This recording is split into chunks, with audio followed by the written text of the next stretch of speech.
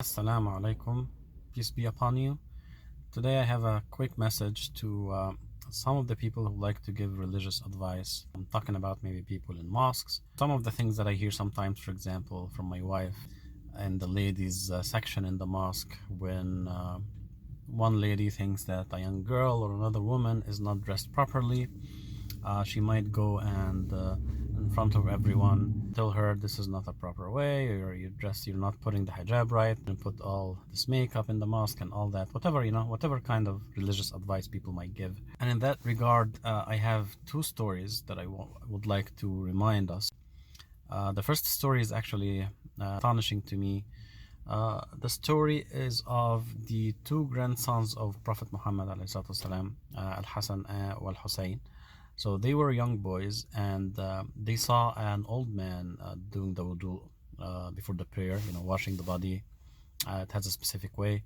So they watched him, and he didn't do it right at all. So they thought of a way to teach him how to do it right, but without embarrassing him. He's an older man than they are. They're just little kids.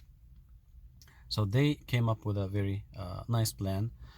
They went to him and said, we're brothers, and each one of us say that, this is the way you should do wudu, but we can't agree on the right way. So can you please watch both of us, plus who is doing it right? He said, okay. So they went ahead, and each one of them started, to make the wudu very nicely. They did it very nicely. And the man also was smart, so he got it. So he told them, thank you for teaching me how to do it. I love this story for many reasons. First of all, the two young kids, obviously they grew up in the Prophet's household, and that's how, that's the manners. When they wanted to give someone some directions, they didn't even give it in a direct way. They gave it in a very indirect way, just showing him how to do it without telling him you're doing it wrong or anything like that. And also I like that the old man, he was humble enough. He got it. He understood that these little kids are just trying to teach him, not trying to have him judge between who's doing it right between them.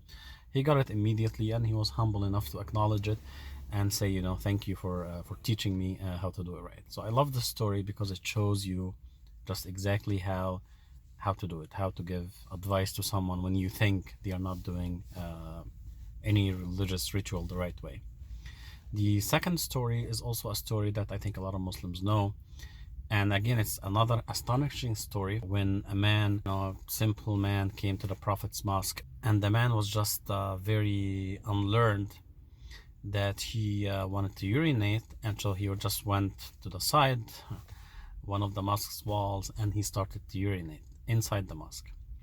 So now you can imagine if this happens today, and what would happen to this guy. So the companions of the Prophet, they actually wanted to go and attack him, and what are you doing? You're urinating in the mosque where people pray.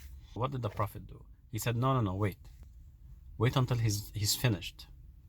And then they waited, and then once he was completely finished, done and comfortable, the Prophet ﷺ spoke to him gently, and he explained, this is a place of prayer, it has to be kept clean, and this kind of thing shouldn't be done here. Again, another great example of how to teach people. And this is also an amazing story, because many wisdoms there. For one thing, the Prophet ﷺ, he understood that if they attack him, he might make more of a mess than he's already making.